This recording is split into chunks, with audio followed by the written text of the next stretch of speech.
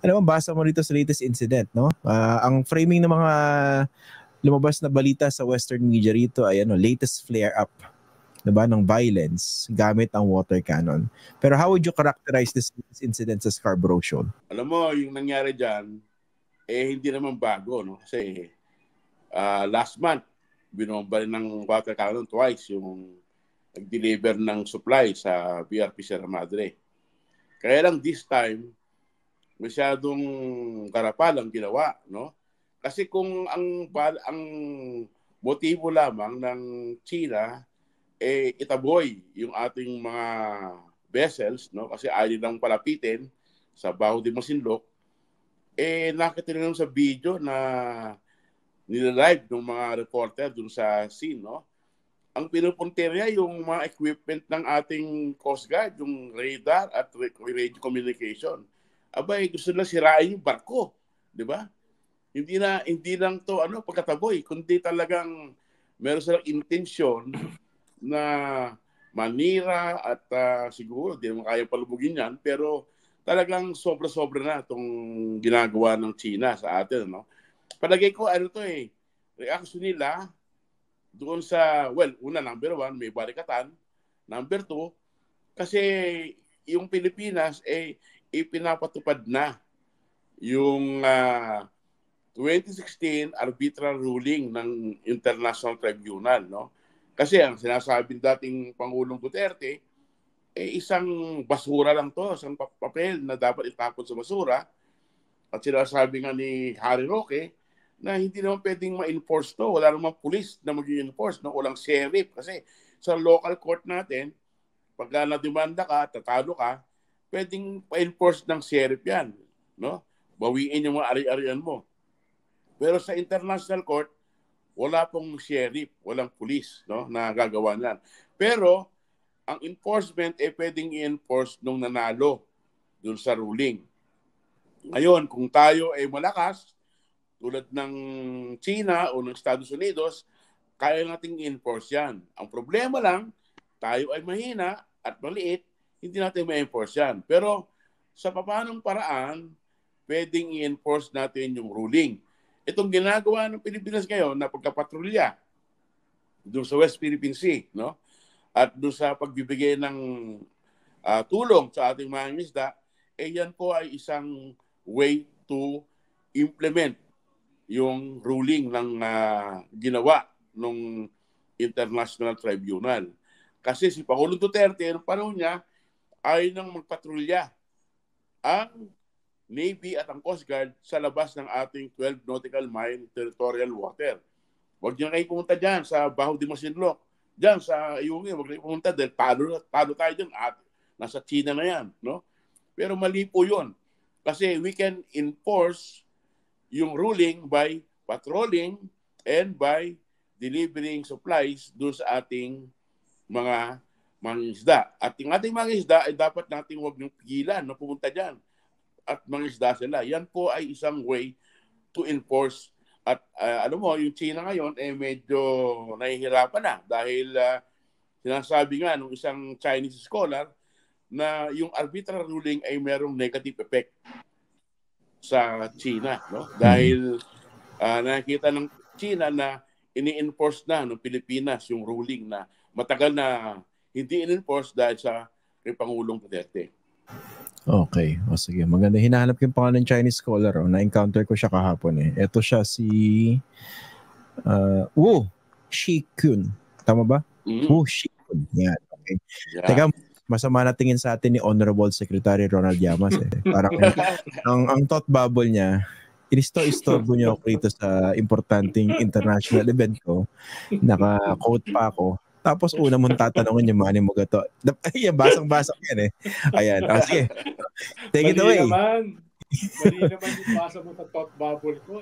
Ano ba nakalagay? Okay. Manny Mogato.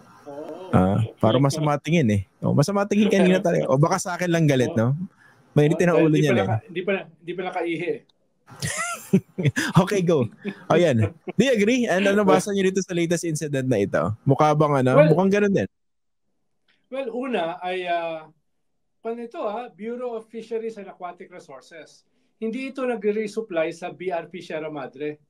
Nagdadala ito ng gasolina, ng mga pagkain, dun sa mga mangingisda na nasa Bajo de Masinloc. No? Mangingisda ang dinadala nito ng suporta. Hindi ito yung BRP Sierra Madre. No? Ikalawa, nakita natin, hindi lang ito winater cannon. No? Ito ay binangga. Di ba? Di ba, Mogs? Binangga eh. Binangga. No? Habang winawater cannon, rinig mo yung tunog eh. Nung pagkabangga eh. Siyempre, mas malaki at mas matibay yung Chinese Coast Guard. No? At ikatlo, ito ay nangyari after nung 3 days ago na kinausap ni Blinken, Secretary of State ng US, kinausap si Xi Jinping at kasama sa agenda yung pag-water cannon sa ating mga supply vessels. Biro mo ni-raise ni Blinken kay Xi Jinping yung pag-water cannon. At ang sagot ng China, sige nga, i-water cannon nga natin ulit. No? Parang in your face eh. No? So mukhang nagsisend ng bagong message. Oo. At ikaapat, ito ay nangyari after nagkaroon tayo ng unprecedented support more than a week ago galing sa G7. Ito yung first time na yung G7 nagbigay ng suporta sa atin at binanggit ng G7 yung pag-water cannon. Ibig sabihin yung water cannon ay naging simbolo na ng harassment ng China sa Pilipinas. No? Kaya lahat pinag-uusapan ito. Imagine mo G7, pinag-usapan yung pag-water cannon. Si Blinken, kasama sa agenda niya kay Xi Jinping 3 days ago. No? So, nangyayari ito sa ganitong klaseng context. Mukha bang China is feeling the heat and reacting this way? Anong tingin niyo po, gentlemen? Sobrang tapang nila dahil ginawa nila ito after nung balikatan. Pinatapos muna nila yung balikatan bago nila ginawa ito. Tapang, di ba? Oo nga. Ikaw, Mogs, what do you think? Reaction nga yan dahil ongoing pa yung balikatan eh. Kanina tinespire ng Amerika yung mga HIMARS dyan sa may Northern Luzon, no? So pinapakita lang ng Amerika na, okay, lumapit dito, tatamaan kayo ng nung HIMARS na yan, no? Na multi-rocket artillery, no? So palagay ko tinetest talaga ng patience ng China ang Amerika at ang Pilipinas, no? Hanggang saan? Anong kasunod? Sabi nga nung commander ng Indo-Pacific Command, si Admiral John Aquilino, nagbabahala siya sa ginagawa ng China kasi palala ng palala ang ginagawa nito, no? Hindi lang water cannon, hindi lang pagbabangga, kung ano-ano pa, no? So anong susunod na pwedeng gawin? Wag naman sanang palubugin. Teka, di ba na yun? That would be a clear act of aggression. Tama ba? Sa pagkakaalam ko, ito yung limit nung di ba? Before you can use yung actual weapons, di ba? Oo.